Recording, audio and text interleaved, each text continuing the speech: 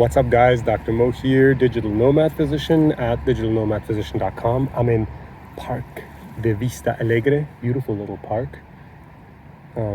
Anyway, so we're end of July 2023, and I've been back in Spain for a little bit. Some of the things I kind of wanted to talk about mostly is going to be about my telemedicine practice and the health coaching practice, and the questions I get, the concerns I hear. So let's just dive right into it and talk about it. The number one concern: can you practice while abroad? Can you practice medicine while abroad? So as far as the states are concerned, as far as the USA is concerned, if you are a physician and you have your practice kind of licensed in the USA, so for example, for me, I have a state license in California and a few other states, but in California, my state medical license tells me that I need to be located, I can be located in California while seeing patients who are from California. Even when these patients travel, I can still see them as long as I established my practice with them in California. So that's pretty good. The other issue that comes up is, what if I am physically located in Texas? Now, there are some states that say if you are within our state and you're about to practice medicine, you need to be licensed in our state as well. And some states say that if you are in Texas and you're seeing you're licensed in California initially, you're seeing your patients, your California patients, but you're away. Me as a physician, I'm in Texas. We need you to also be licensed in that state. So these are some kind of funky rules that are still a little bit more payer-based, meaning they're a little bit more based on who's paying you, whether it's a health insurance company or, let's say, Medicare, Medicaid, TRICARE, etc. But for the most part, it hasn't become something mainstream, at least not something that my attorneys have brought to my attention. And for those reasons, if I'm traveling around temporarily, it's usually not considered a big issue. And let's not forget that the government is going to have a very difficult time to kind of track my whereabouts. Where am I at any point in time, and where am I practicing out of? As far as being in another country, it's very similar in that sense. As far as California probably doesn't care if I'm away in Spain and seeing my patients for follow-up. Now, if they notice that I'm running my practice completely out of Spain, that's a different issue. And I'm not really here to advertise to anyone to leave the USA completely, not become a resident or a citizen or something, and be a resident of another country and practice from there. I know many of you are interested in that. Many of you are going to back home to other countries and you want to run your practice. I have no information about that, and that is above what I've been able to understand. But does Spain care if I am working while I'm here? So let's talk about that. Commonly, one thing that we see are people who do business trips, right? So you get a CEO, you get a president, you get just a sales rep of 3M, a company that does healthcare and other industrial services, and that person travels to Spain for a business trip, hence business class, and business stays, etc. So is that person allowed to engage in any business practices if they don't have a work permit here?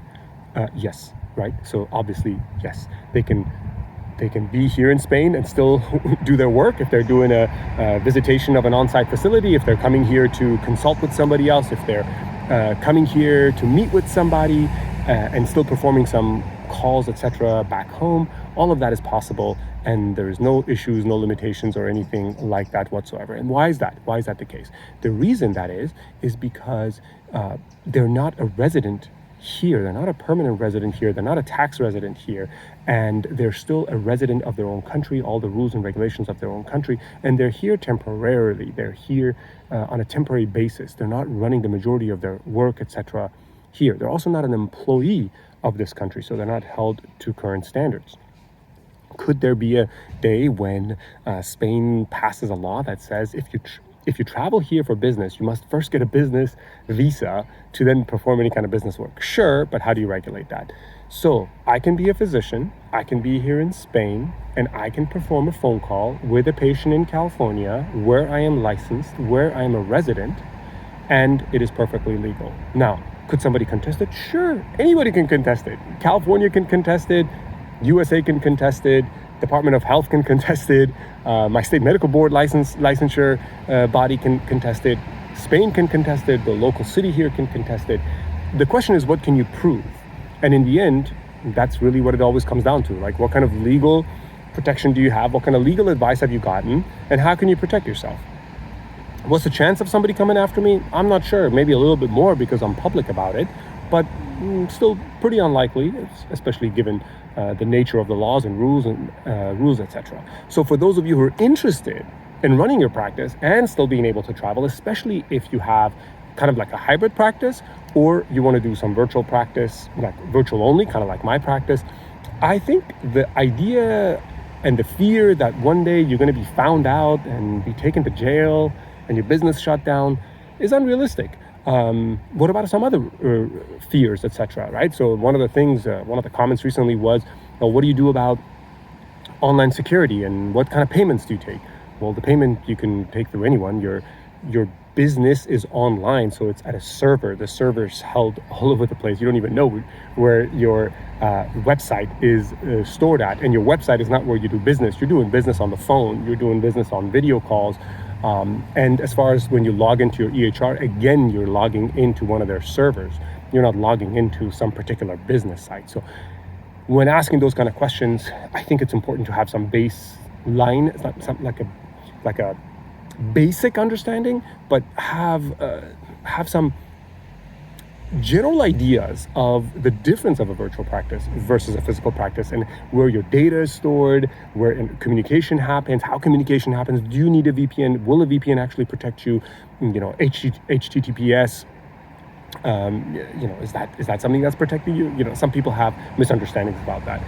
One way to do that is to your EHR company that you contract with, the one I contract with, sends you lots of great information. Your malpractice carrier, my malpractice carrier, sends me lots of great information, and they have a cybersecurity add-on that you can purchase. It comes with certain plans, and it doesn't with others. It's different for different people.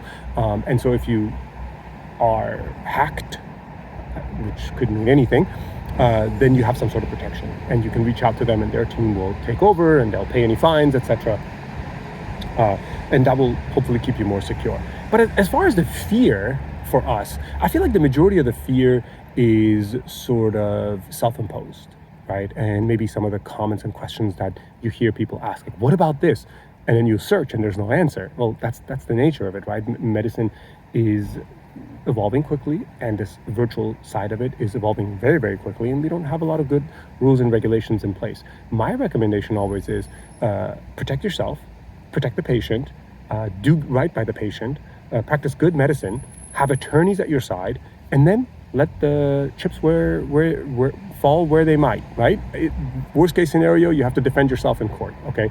And if you can have your ducks in order, in line, whatever they say, I think you're going to be okay. I don't think it's going to be as bad as you think. I will continue to run my practice this way. I haven't seen anything, haven't come across anything. My attorneys have not said anything. So for the time being, I feel safe. If you have any questions, check out my website, digitalnomadphysician.com. Take care.